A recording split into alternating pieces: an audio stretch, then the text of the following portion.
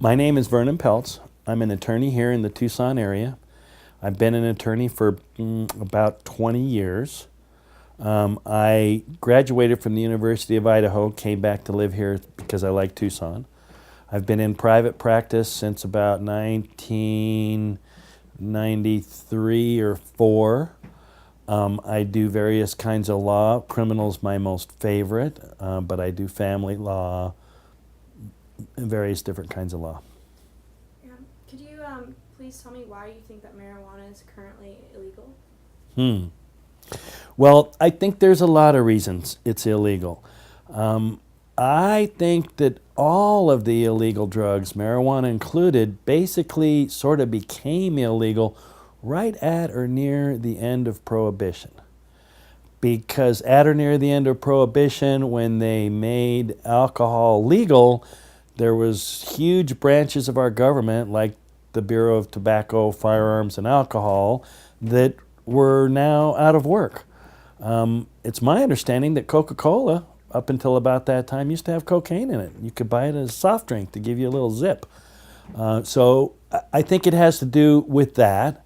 I think it also has to do with, just our societal norms and what we think is important. There's been a lot of misinformation about marijuana. There's a lot of the reasons that the legislation passed making it as illegal was that a lot of people seemed to think that it was the gateway drug, and that if you smoked marijuana, then that was going to lead to cocaine, crystal meth, heroin, and other drug uses.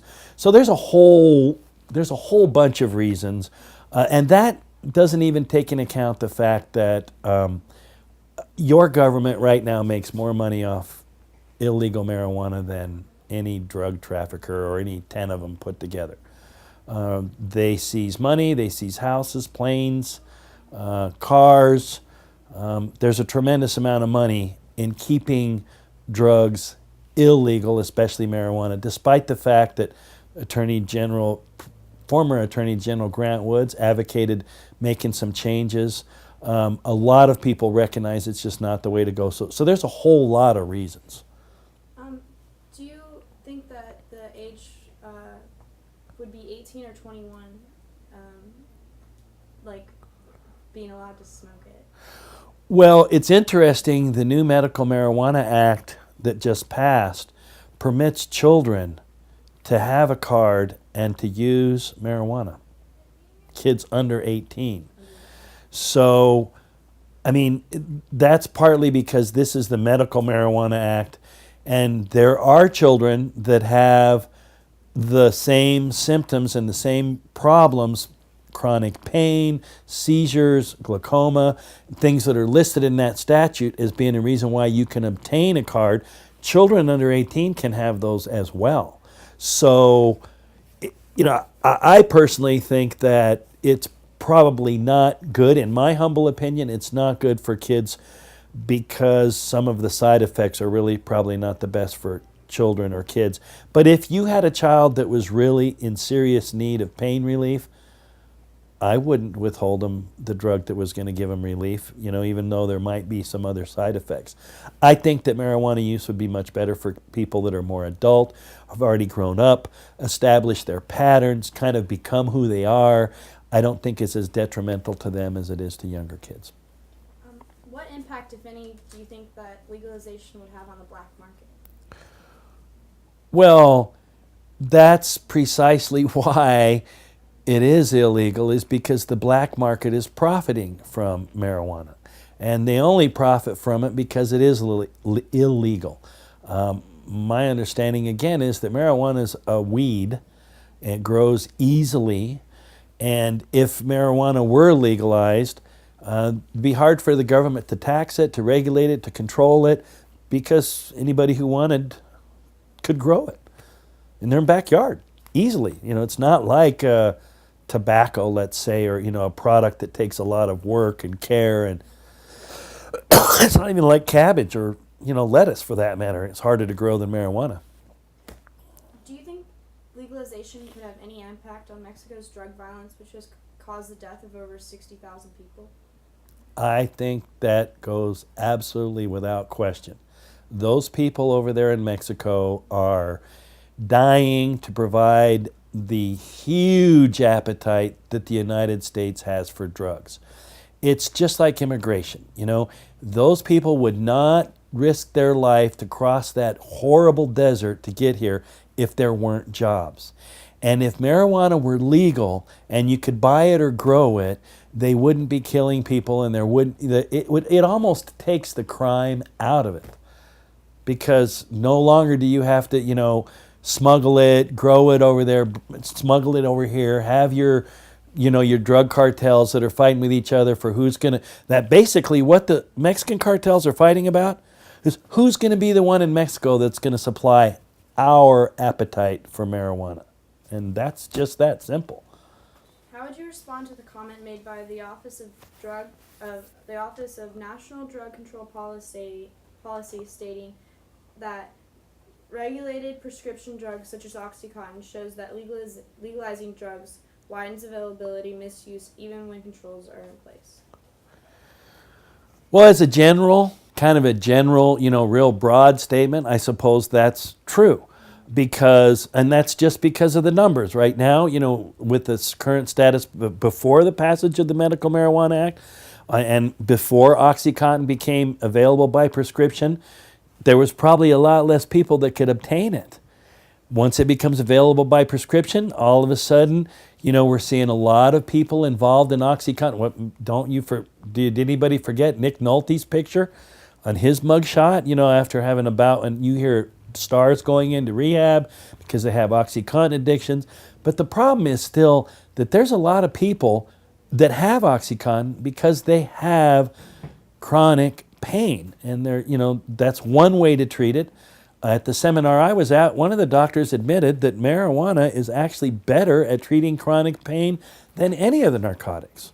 So it depends on who you're talking to and what their position is. I personally don't think that marijuana should be illegal in any form. I don't think you should have to get a card.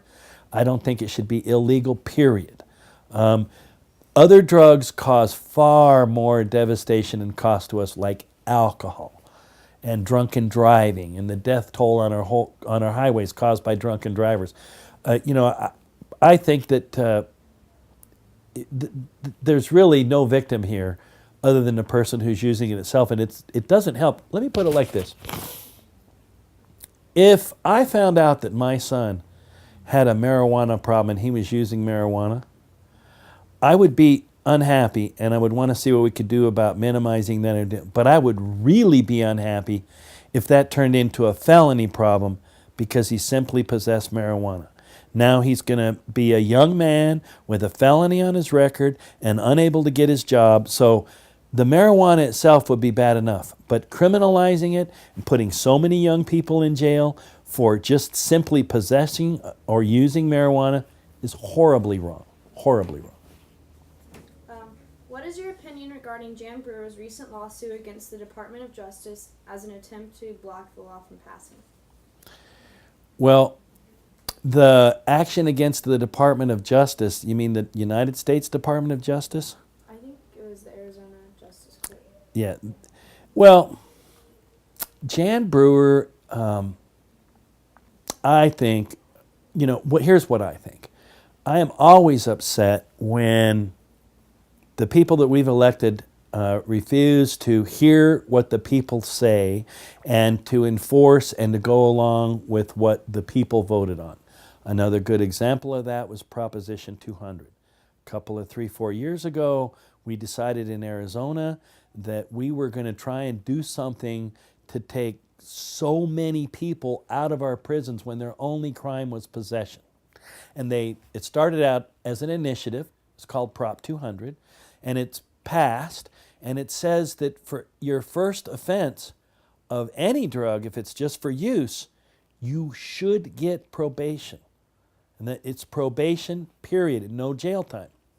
Well, a lot of things happened. The state started seeking to see if the feds wouldn't prosecute because they were only going to be able to give probation.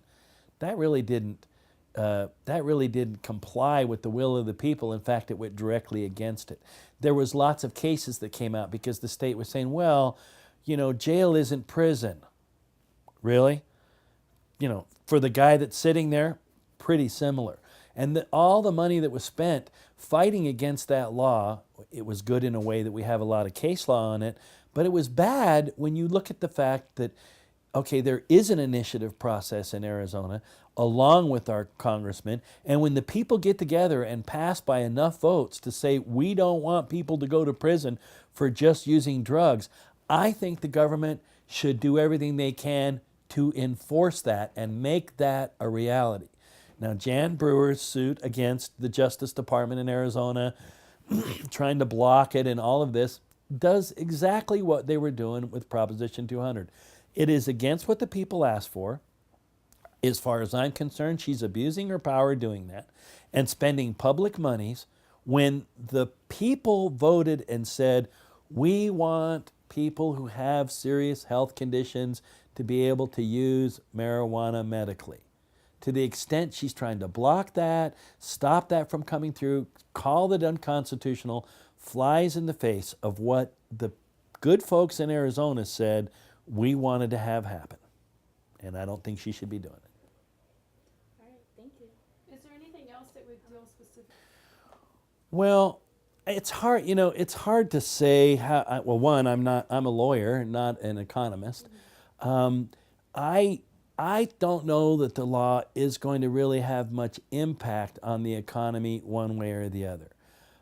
For example, just because some people can obtain a card doesn't mean everybody can.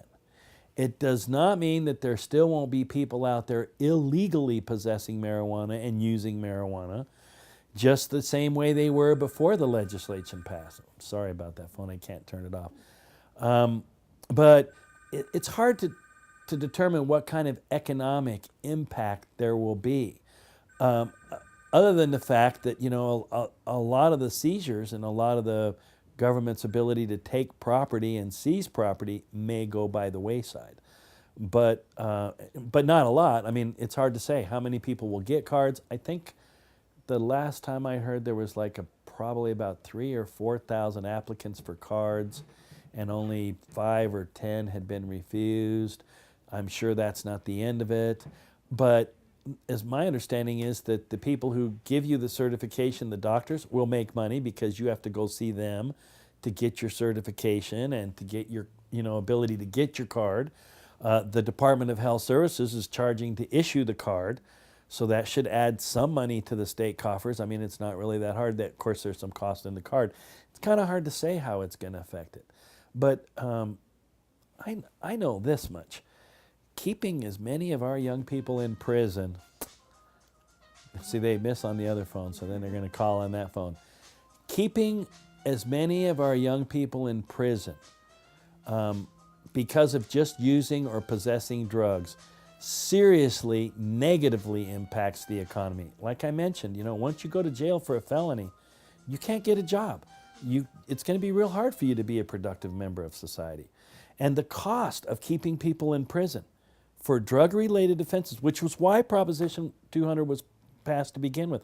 I think the average cost of keeping one person in prison is somewhere around $50,000 a year, tax-paying dollars.